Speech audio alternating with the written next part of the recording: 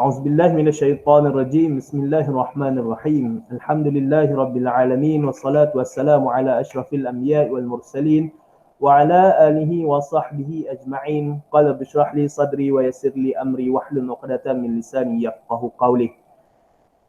Yang dimuliakan kepada ahli panelis tiga yang bersama-sama kita pada malam ini, iaitu bersama dengan Ustaz Muhammad Asman, Ustaz Amin dan juga Ustaz Halil. InsyaAllah pada malam ini kita akan membicarakan secara ringkas berkenaan dengan peranan taranum pada tamadun Islam ataupun zaman Islam tersebut. Kerana hadis Nabi SAW pada Sahih Bukhari, qala Nabi SAW, laisa minna man lam yataghanna bil Quran. Bukanlah daripada kalangan kami orang yang tak mau untuk mengalut ataupun melagukan Al-Quran tersebut. Maka daripada hadis tersebut, ulama-ulama membahaskan dengan panjang lebar tentang taranum ini. Maka untuk kita memahami tentang peranan taranum, saya menjemput kepada panelis yang pertama, iaitu Ustaz Amin, untuk menceritakan kepada kita peranan taranum dalam revolusi perubahan zaman jahiliyah, iaitu zaman sebelum kedatangan Islam, kepada zaman hidayah, iaitu zaman selepas kedatangan Islam, ataupun zaman selepas kedatangan Nabi Muhammad SAW. Maka dengan ini saya menjemput kepada Ustaz Amin untuk membahaskan secara ringkas. Falyatafaddal mashkura.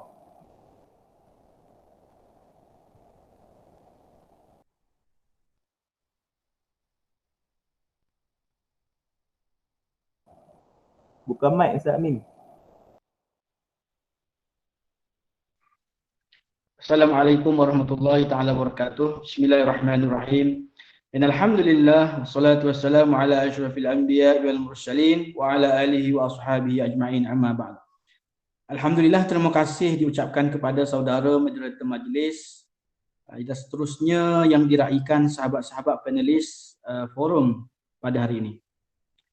Berkenaan dengan soalan yang ditujukan kepada saya berkenaan dengan peranan taranum dalam revolusi perubahan zaman jahiliyah pada hidayah ataupun pada zaman Rasulullah SAW. Secara umumnya berkenaan dengan sejarah taranum Al-Quran ini, ia bermula dengan zaman sebelum kedatangan Islam. Menurut ahli sejarah taranum, asal-usul taranum adalah diilhamkan dari unsur-unsur yang pelbagai. Antaranya ialah yang pertama, bunyi-bunyian gorisan kayu. Yang kedua, bunyi-bunyian tiupan angin. Yang ketiga, bunyi-bunyian kicauan burung. Dan yang keempat, bunyi-bunyian air yang mengalir.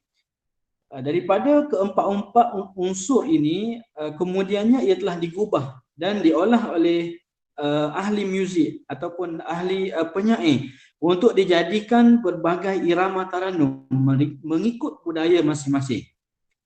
Seterusnya, menurut catatan Syekh Muhammad Saleh Fatani, iaitu pengarang kepada kitab Siraju Al-Qari, mengatakan bahawa pemodenan taranum ataupun muzik Arabi ini adalah diimport dari Yunani oleh seorang ahli muzik bangsa Greek, yang kemudiannya dikembangkan oleh pakar muzik tempatan berbangsa Arab pada waktu itu, Ishaq bin Ibrahim Al-Musili An-Nadim. Menurut catatan daripada Ibnu Arabi, iaitu ahli sejarah berbangsa Arab, mengatakan bahawa taranum ialah budaya kepada masyarakat Arab silam, iaitu masyarakat Arab yang terdahulu, di mana sahaja mereka berada, sama ada ketika bekerja, berjalan atau berehat, mereka sentiasa mengalunkan taranum di samping syair yang menjadi kebanggaan mereka pada waktu itu. Oleh itu, apabila datangnya Islam, keadaan mereka ini telah berubah, iaitu peranan Islam itu sendiri. Apabila Al-Quran itu diturunkan, dengan adanya taranum ini, Rasulullah SAW menggalakkan supaya umat Islam menukarkan budaya tersebut kepada budaya membaca Al-Quran dengan bacaan yang lebih baik, bacaan yang lebih cantik, agar disegani dan dihormati oleh masyarakat. Maknanya di sini daripada sebelum kedatangan Islam, masyarakat pada waktu itu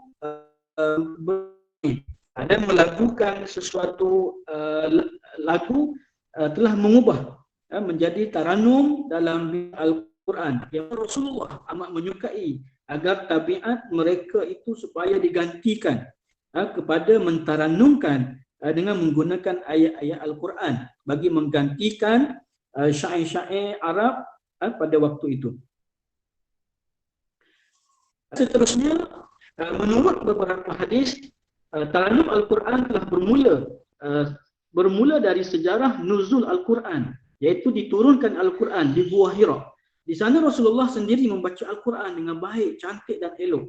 Baginda pernah menyuruh umatnya supaya membaca Al-Quran dengan bertaranum, bertazyin dan bertahsin. Rasulullah telah memuji Abu Musa al-Ash'ari dalam sabdanya, "Laqad utita mismaran min mazamiri ali Dawud." Sesungguhnya bertuah engkau, wahai Abu Musa al-Ash'ari, kerana engkau telah dianugerahkan oleh Allah dengan mizmar, iaitu suara elok, suara yang baik dari jenis mizmar, iaitu keturunan keluarga Nabi Daud. Rawahu Al-Bukhari dan Muslim. Maknanya di sini penerusan budaya taranum ini tidak terhenti pada zaman Rasulullah. Bertaranum, bertahsin dan bertazin Al-Quran ini yang telah mencapai revolusi daripada zaman sebelum kedatangan Islam, maka telah diwarisi oleh dan disebarkan kepada sahabat-sahabat seperti Ibnu Mas'ud, Ubay bin Ka'ab, Salim Maula, Abu Huzaifah dan Abu Musa al-Ash'ari. Saya rasa setakat itu sahaja peranan Al-Quran dalam mengubah menjadi revolusi pada zaman jahiliah kepada zaman hidayah. Mudah-mudahan apa yang kita bincangkan pada malam ini mendapat rahmat dan redha Allah Subhanahu Wa Taala. Wallahu a'lam bishawab. Kembali kepada moderator. Syukran jazilan pada panelis yang pertama yang merungkaikan tentang asal usul sebenarnya taranum ni mai daripada mana. Okey. Saya simpulkan dekat sini bahawasanya kedatangan Islam tersebut tidak menolak kepada sesuatu kesenian yang ada pada waktu zaman jahiliah, yang mana Islam tetap mengamalkan taranum tapi bukan pada syair-syair jahiliyah, tapi Islam menggunakan taranum pada bacaan Al-Quran untuk memerdukan bacaan tersebut. Maka Islam bukanlah satu agama yang bersifat terlalu radikal dan menolak segala apa yang terdapat pada zaman-zaman jahiliyah, yang mana perkara-perkara yang bermanfaat, yang baik, maka Islam terima dan diserapkan ke dalam Islam. Baik, kita langkah kepada soalan yang seterusnya berkenaan dengan perkembangan yang seterusnya dalam peranan taranum daripada perkembangan zaman Rasul, zaman Nabi, zaman sahabat dan juga zaman tabi'in. Saya menjemput kepada panelis yang kedua, Ustaz Halim Qushairi, untuk membahaskan kepada kita dengan perbahasan yang ringkas dan padat. Falyatafaddal mashkura. Alhamdulillah, wassalatu wassalamu ala Rasulillah. Terima kasih kepada moderator yang bertugas, Ustaz Haziq Salihin, yang diraikan juga panelis kita pada malam ini, Ustaz Amin dan juga Ustaz Asman. Apa khabar semua? Mudah-mudahan sihat sejahtera.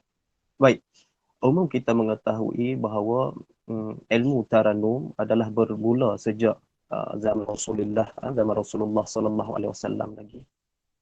Bahkan ia wujud sebelum Rasulullah sallallahu alaihi wasallam, iaitu sejak Nabi Daud, yang mana yang telah hadis ataupun hadis yang telah dibacakan oleh sahabat pena yang pertama, Ustaz Amin sebentar tadi.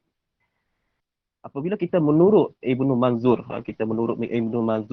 yang mana menyebutkan sejarah asal mulanya taranum Al-Quran, itu ada dua pendapat. Yang mana menceritakan pendapat pertama mengatakan bahawa taranum Al-Quran itu berasal dari nyanyian anak-anak orang kafir yang tertawan ketika di dalam peperangan menentang kaum muslimin. Manakala pendapat kedua pula Taranum Al-Quran itu berasal dari nyanyian nenek moyang bangsa Arab. Maka disebutkan sini bahawa apa? Pendapat kedua ini mengatakan bahawa zaman dahulu lagi nenek moyang orang Arab ini suka untuk bertaranum, suka humming, suka dengan bunyian.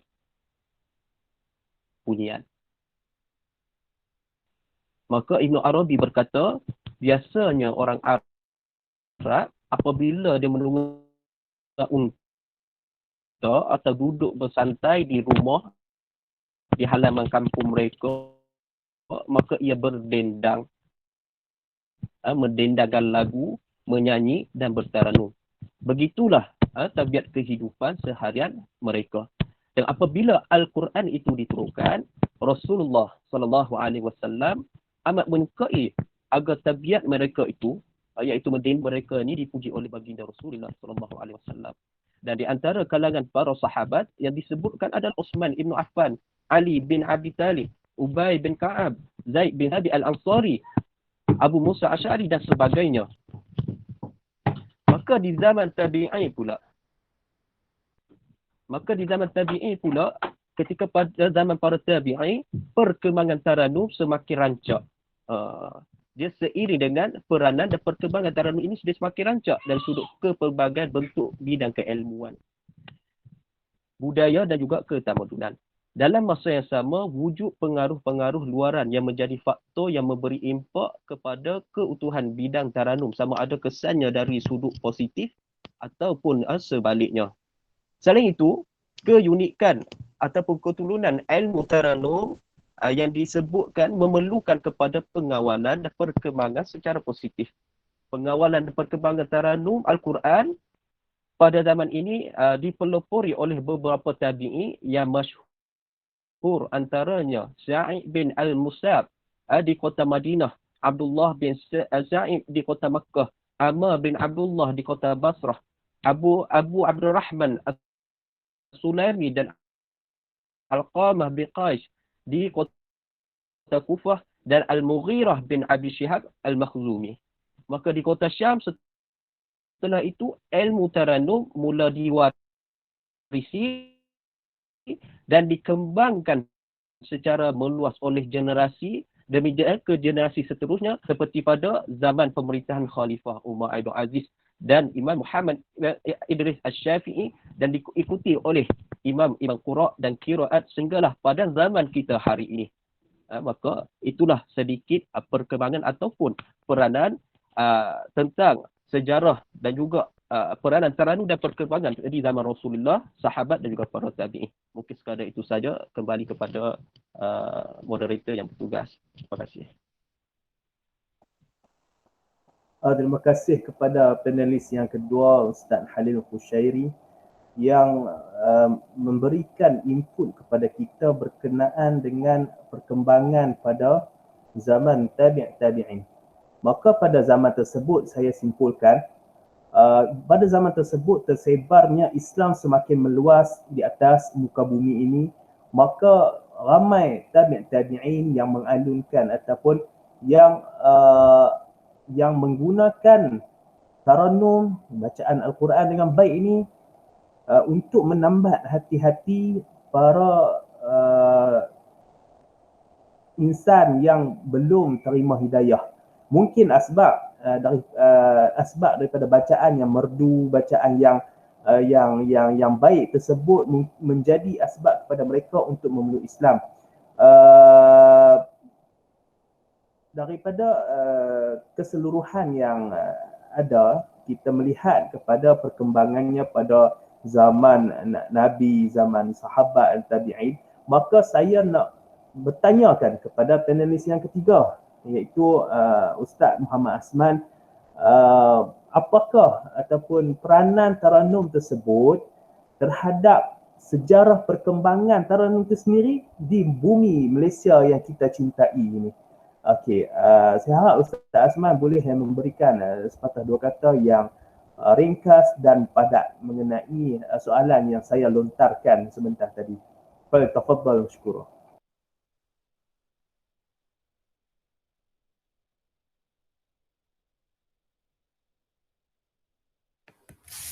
Baik, bismillahirrahmanirrahim. Alhamdulillah alamin wassalatu wassalamu ala asyrafil anbiya'i wal mursalin wa ala alihi washabihi ajma'in. Terima kasih saya ucapkan kepada moderator majlis pada hari ini Ustaz Hazim Salihin bin Osman dan juga rakan-rakan lain yang saya kasihi dan saya hormati, Ustaz Halil Koshari bin Muhammad Rosdi dan juga Ustaz Amin bin Ahmad.